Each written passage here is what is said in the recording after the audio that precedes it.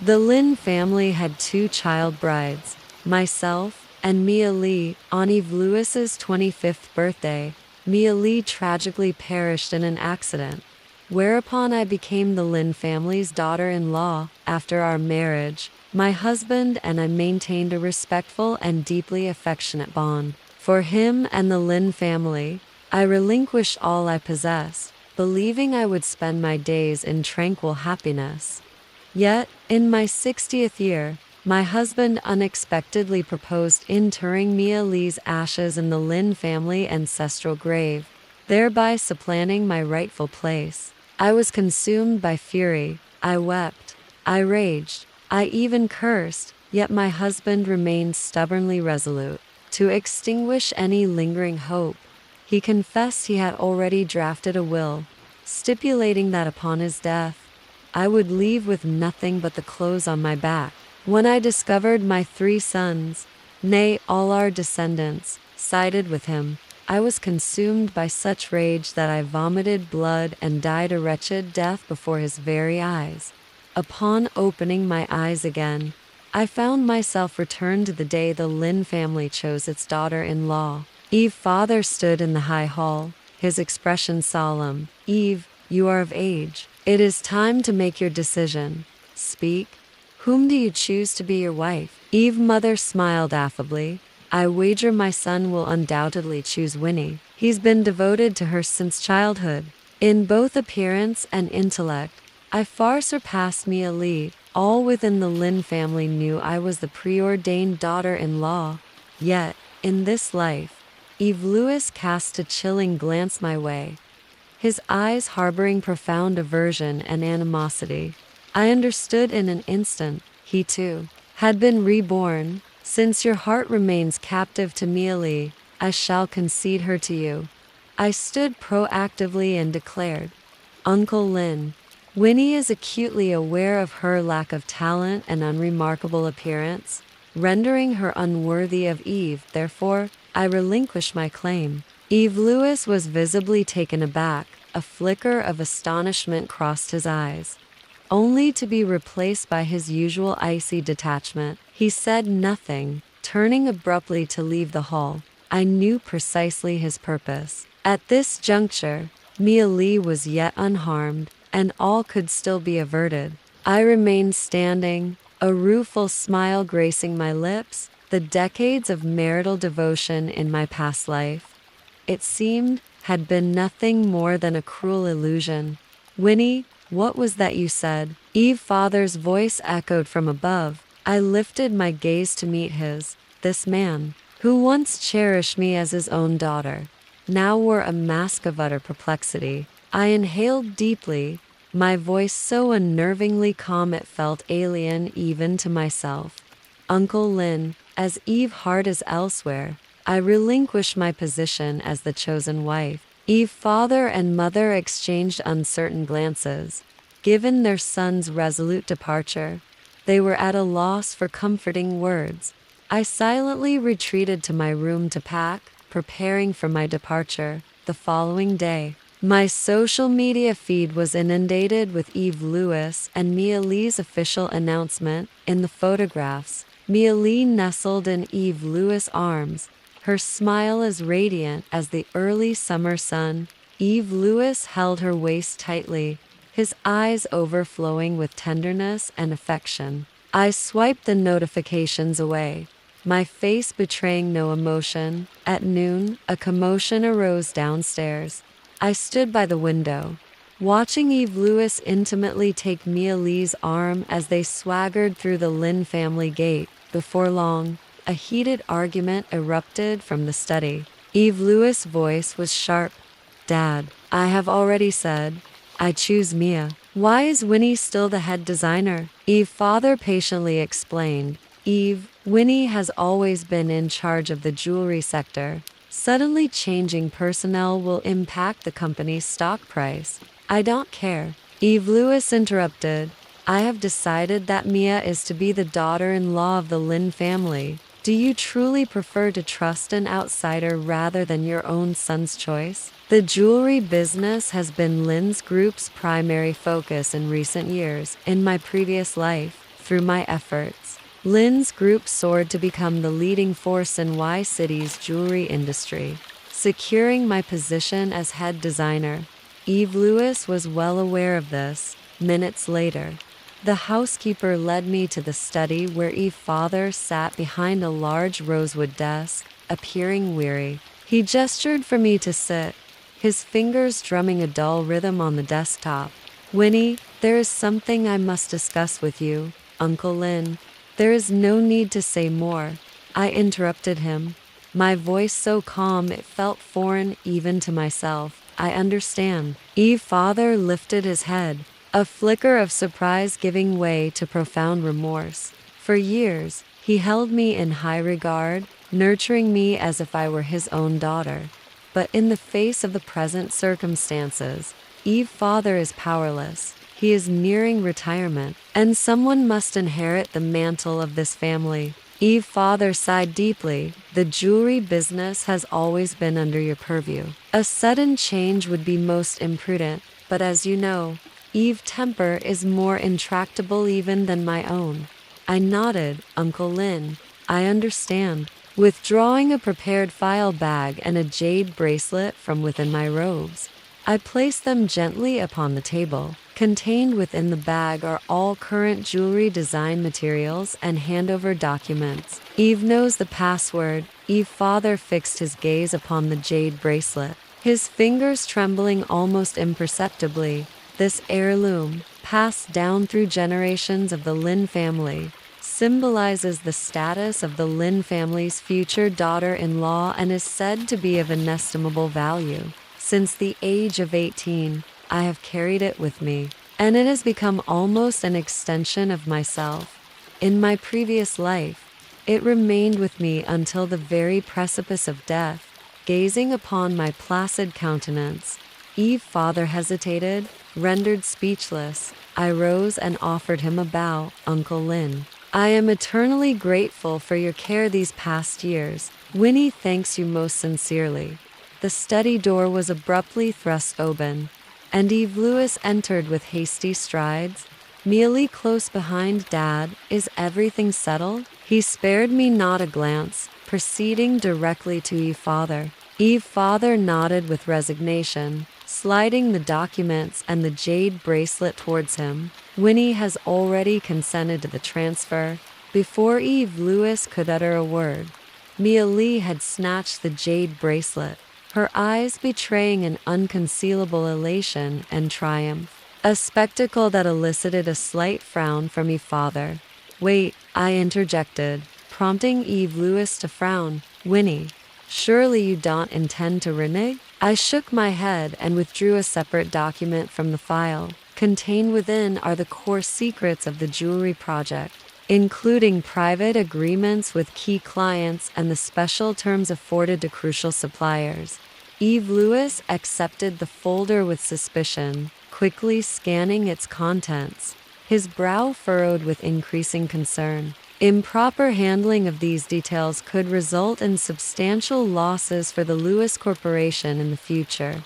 I stated calmly, "With Mia Lee's capabilities, that shouldn't pose a problem, should it?" A flicker of something uncharacteristic crossed Mia Lee's face, but it quickly reverted to her confident mien. She offered a brittle laugh, stating, "Your concerns are unfounded. I am well aware of my limitations. I will press the matter no further." Mia Lee, a mere junior college graduate, possesses no aptitude for design nor commercial enterprise. The jewelry business's prosperity stems solely from my inexhaustible design ingenuity and my meticulous navigation of client and vendor relations. Any less effort would have proved ruinous. "You are dismissed," Yves Lewis stated icily. "Henceforth, Lynn's group severs all ties with you." I began to turn away when Mia Lee's voice rang out, "Stay." A calculated arrogance laced her tone. I halted, though did not turn back.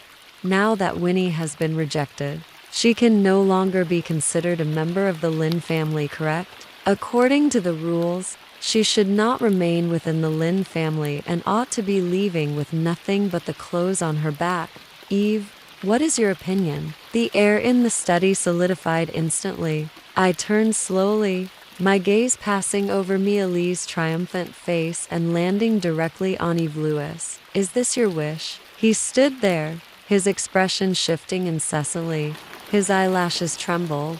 His gaze began to wander, ultimately avoiding my gaze. Those few seconds of silence spoke more powerfully than any words. Yves' father slammed his hand on the table, rising abruptly. "Nonsense. Winnie has been with the Lynn family for 20 years. Even if she is not a daughter-in-law, she is as good as family." "Dad," Yves Lewis finally interjected, "Mia is correct. Now that a decision has been made, we must ensure a complete severance." I regarded him and offered a sudden smile, the placid nature of which visibly unsettled Yves Lewis. "Uncle Lynn, as this is Eve's decision, I shall respect it." My gaze swept across each individual in the study, finally settling upon Yves Lewis. He averted his eyes almost instinctively, his fingers twisting nervously in the fabric of his sleeve. "Uncle Lynn, now that matters have reached this juncture, certain accounts must be settled." My voice, though soft, brought an abrupt silence to the study. I assumed control of the family jewelry business at 18, and it has been a full 5 years since. Mia Lee scoffed, but Yves Lewis silenced her with a glance. "In my first year, the jewelry I designed garnered a national award, yielding a turnover of 300 million and a net profit of 40 million. The second year saw an international award, with a turnover of 800 million and a net profit of 120 million. In the third, I spearheaded Lynn Jewelry's entry into the JH City market. I recounted each item meticulously, and with every figure I disclosed, Yves' father's expression grew increasingly somber. In summation, I have generated a net profit exceeding 2 billion for the Lynn family in these 5 years. Yves Lewis bit his lip. Of course, he knew what these numbers signified in her previous life. It was these very projects that allowed the Lynn family to ascend to the ranks of Y City's elite. The Lynn family nurtured me for 20 years, and I earned 2 billion for them. My voice remained even. This debt, we consider it settled today. The Lynn family owes me nothing, and I owe them nothing. I am leaving with nothing but the clothes on my back, and from this moment forward, we are forever disentangled."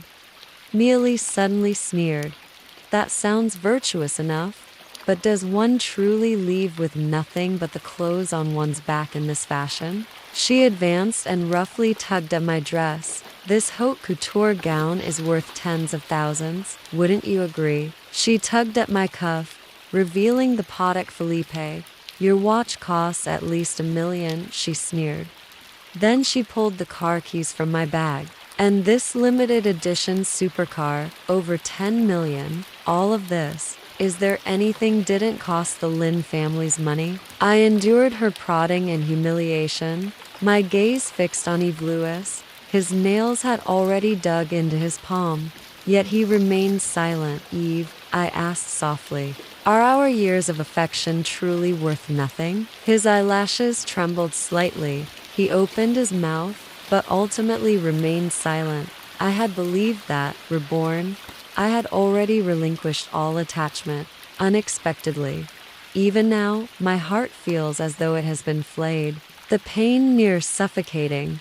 I suppressed my emotions and began to unfasten the watch strap, the metal buckle emitting a sharp click that echoed harshly in the deathly silent study. "Winnie," Yves' father stood abruptly. "You are under no obligation to do this." "Uncle Lynn," I interrupted him, continuing to remove the watch. "Rules are, regrettably, rules. Bag, watch, high heels." I removed each item in turn, stacking them neatly on the floor, until at last, I even removed my stockings. Standing barefoot on the frigid marble, triumphant smugness was etched on Mia Lee's face, while Yves Lewis's complexion had grown pallid. As I began to unbutton my dress, he could no longer bear it and averted his gaze. "Enough," Yves' father could no longer contain himself. Winnie, stop. I calmly folded the dress and placed it upon my bag. Henceforth, I am myself. I am Winnie, no longer the Lynn family's child bride, emerging from the Lynn family's back door clad only in my undergarments. I was met by a throng of reporters who swarmed towards me at first sight. Miss Winnie, what does it feel like to be cast out by the Lynn family? I heard you weren't even permitted to take your undergarments. Is that true? The harsh glare of the flashbulbs forced me to squint. Please, make way. I spoke calmly, though my voice was a hoarse and unfamiliar rasp. A wave of jeering laughter erupted from the crowd. The lead male reporter even deliberately aimed his camera at my most private areas. His face was familiar. He must have been present at one of Mia Lee's birthday celebrations. Clutching my chest, I hurried through the throng. Someone shoved me violently, and I fell heavily to the ground. My waist striking a sharp rock, blood flowed freely. I desperately pressed against the wound, but the blood would not cease. I could only endure the excruciating pain, rise, and continue to flee. The reporters pursued me like sharks scenting blood, until I managed to lose them by turning into a secluded alley. As I emerged, a black Rolls-Royce suddenly blocked my path. The window lowered, revealing a handsome face. Miss Winnie, I am Yuri Hunter of Hunter's Group, he stated, removing his coat and gently draping it over me. My grandfather desires an audience with you.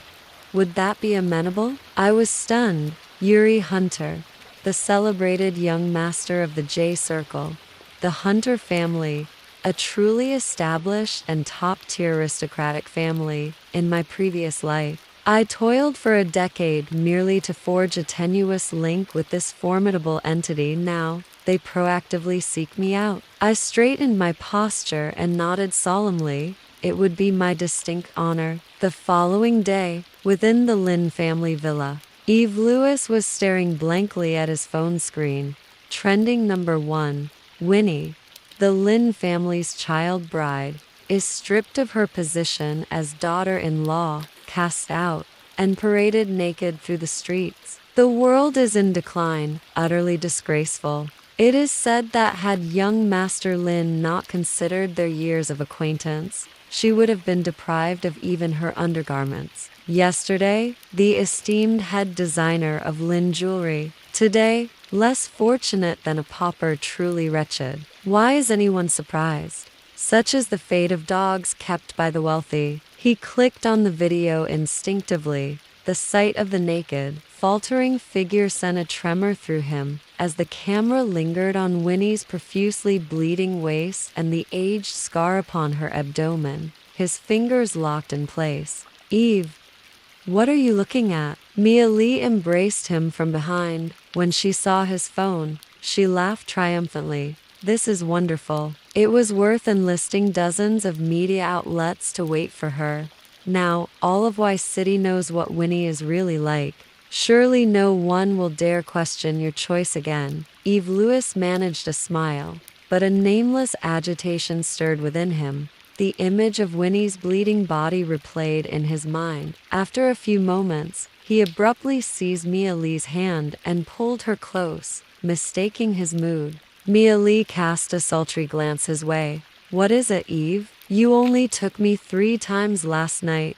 Are you already yearning for more? Yves Lewis remained silent, his hand gently stroking her slender waist 3 times in succession. A sudden jolt of realization struck him, and he reopened the video, scrutinizing Winnie's figure, observing his absorption. Mia Lee, piqued with jealousy, remarked acrimoniously, daring to parade naked in public before so many eyes. Utterly shameless. It is fortunate she was cast out, lest she further disgrace the Lynn family's name. Deaf to her words, Yves Lewis, having failed to discover what he sought, abandoned Mia Lee without a word and ascended to the 2nd floor, to Winnie's desolate, vacant bedroom. Having found the storage trunk, I rummaged through the photo album filled with childhood memories of the 3 of us.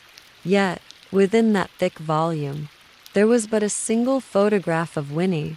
It was taken over a decade ago, by the CNY city. In that image, Yves, hand in hand with Mia Lee, sat upon the beach, his laughter radiant with joy. Winnie alone stood silently apart, clutching his swimming ring, a humble servant incongruous with the scene. One could clearly see the bandages swathed about her shoulders and waist. Yves Lewis grew rigid. As a torrent of memory surged forth that summer, he stole away to the back mountain to play and tumbled down a slope, his abdomen striking a sharp rock as consciousness ebbed. A girl hoisted him onto her back. The mountain path was treacherous, and the pain in his abdomen unbearable. Instinctively, he bit down hard on her shoulder, drawing blood, yet she remained silent, offering instead gentle reassurance. "Fear not. The hospital is near." Upon awakening, it was Mia Lee whose gaze he met. A nurse informed him that his kidney had ruptured against the sharp rock, causing extensive hemorrhaging. A girl, she explained, had desperately brought him to the hospital and, furthermore, had donated a kidney, narrowly averting his demise. This girl, afflicted with a clotting disorder, had nearly perished from blood loss on the operating table. Yves Lewis, lying in the hospital bed, inquired of Mia Lee whether it was she who had rescued him. Mia Lee, for a fleeting moment, appeared taken aback, yet offered no denial. Yves Lewis's body became rigid, his breath suspended. At that instant, what remained unclear to him? He had consistently believed Mia Lee to be his savior, hence the peculiar affection he harbored and the profound sorrow he felt upon her demise. Only now did the enormity of his error become apparent. Yves Lewis, utterly disheartened, let the photo album in his hand fall to the floor. He sank to the ground, muttering, "Wrong, all of it wrong." He recalled Winnie standing silently in the corner of the photograph, remembered the scars upon her shoulder and abdomen. She, in truth, was the one who had risked everything to save him. As night descended, the Lynn family blazed with light. Relatives arrived in droves, their faces plastered with smiles, their tongues dripping with flattery for Mia Lee. Radiant, Mia Lee comported herself as the very mistress of the house, accepting the well wishes of all. Yves Lewis, holding her hand, bore a smile that seemed faintly strained. Once all were seated, a single chair remained vacant, Winnie's seat, untouched for years. Mia Lee's eyes fell upon it, and her countenance immediately soured.